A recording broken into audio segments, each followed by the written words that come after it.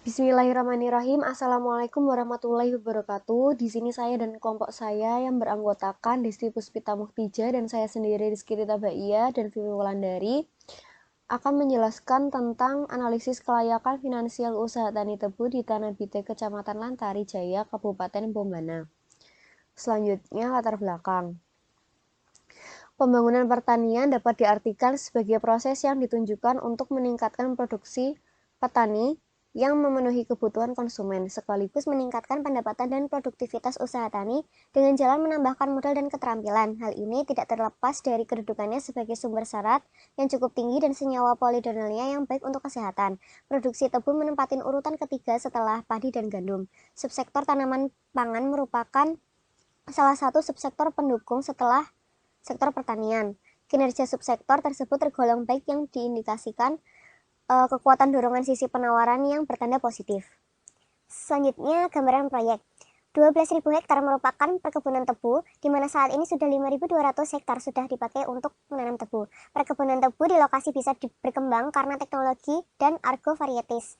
Kondisi iklim di Bombana terjadi kekeringan pada musim kemarau dan curah hujan yang tinggi pada saat musim penghujan, sehingga dilakukan pembuatan embung di beberapa lokasi cekungan di mana pengairan menggunakan pompa dari embung ke lahan tebu, baik dengan sistem irigasi tetes, alut, dan sprinkler.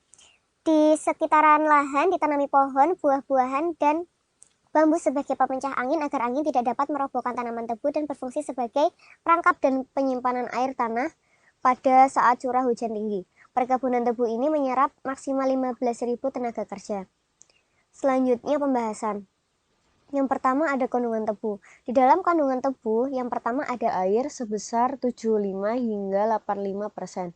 Air merupakan komponen yang paling besar di dalam tebu sehingga untuk mendapatkan gula, komponen air harus dihilangkan sebanyak-banyaknya pada proses penguapan dan kristalisasi. Selanjutnya ada sukrosa yang sebesar 10 hingga 12%.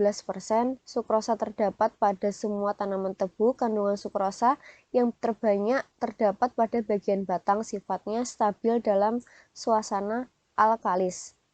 Selanjutnya ada gula reduksi sebesar 0,5 hingga 2%. Gula reduksi yaitu glukosa dan fruktosa dalam perbandingan yang berlebih satu sama lain. Selanjutnya ada senyawa organik sebesar 0,5 hingga 1%. Senyawa organik dalam tanaman tebu sebagian besar dalam bentuk asam laktat, asam suksinat, serta asam glukonat. Selanjutnya ada senyawa organik yang sebesar 0,2 hingga 0,6%. Senyawa anorganik yang terdapat di dalam tebu antara lain yaitu Fe2O3, AI2O3, MgO, CaO, K2O, SO3, dan H2SO4. Senyawa tersebut berasal dari tanah dan dari pupuk yang terdapat dipisahkan pada proses pemurnian. Selanjutnya ada senyawa fosfat. Senyawa ini penting dalam proses pemurnian karena senyawa ini dapat menarik dan mendapatkan kotoran. Selanjutnya yang terakhir yaitu ada serabut. Serabut merupakan rangka tanaman tebu yang tersusun dari selulosa atau hemiselulosa. Baik, yang selanjutnya yaitu ampas tebu. Di dalam ampas tebu terkandung senyawa selulosa, lignin, dan hemiselulosa. Senyawa selulosa ini dapat diolah menjadi produk lain seperti asam oksalat. Senyawa asam oksalat dapat digunakan sebagai bahan peledak, pembuatan zat warna, rayon, dan untuk keperluan analisa laboratorium. Pada industri logam, asam oksalat dipakai sebagai bahan pelapis yang melindungi logam dari korosif dan pembersih untuk radiator otomotif, metal, dan peralatan. Dari proses, pembuatan tebu akan dihasilkan gula sebesar 5%, ampas tebu sebesar 90%, dan sisanya berupa tetes atau molase serta air. Yang selanjutnya yaitu tentang pengalaman berusaha. Pengalaman petani tebu merupakan salah satu faktor yang berperan penting dalam mendukung tercapainya produksi yang diharapkan dalam suatu usaha. Sebagian besar produsen di desa Tanah Bite memiliki pengalaman usaha tani bervariasi tergantung pada umur produsen tersebut. Jika umur produsen tersebut sekitar 45 tahun, sehingga diperoleh sebagian besar umur responden di desa Tanah Bite digolongkan dalam usia kerja produktif, maka pengalaman berusaha besar pula. Terlihat bahwa responden yang pengalamannya usaha yang paling mendominasi adalah 8-10 tahun dengan jumlah 13 jiwa atau sekitar 41,39%,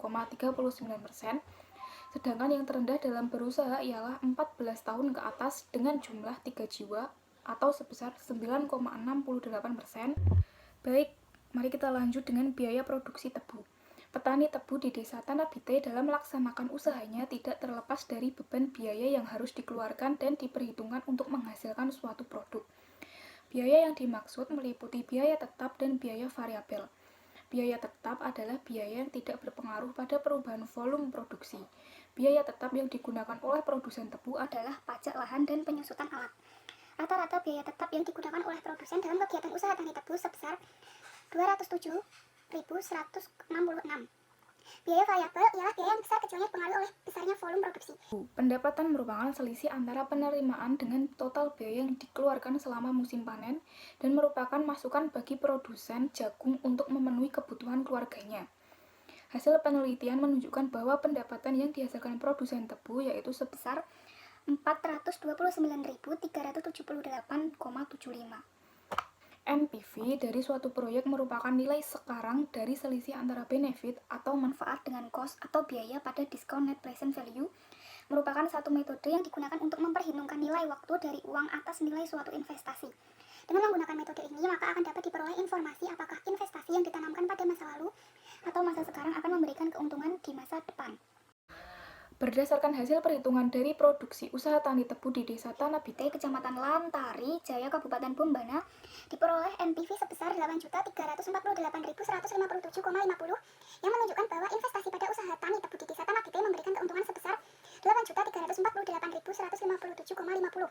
Selama 6 tahun ini, nilai sekarang atau NPV yang diperoleh bernilai positif atau lebih dari 0.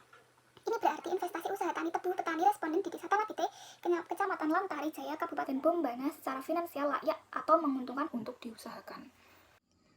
Selanjutnya, tabel perhitungan NPV dengan tingkat bunga suku bunga 18% per tahun pada usaha tani tebu selama 6 tahun, yaitu jumlahnya 14.856.490,50.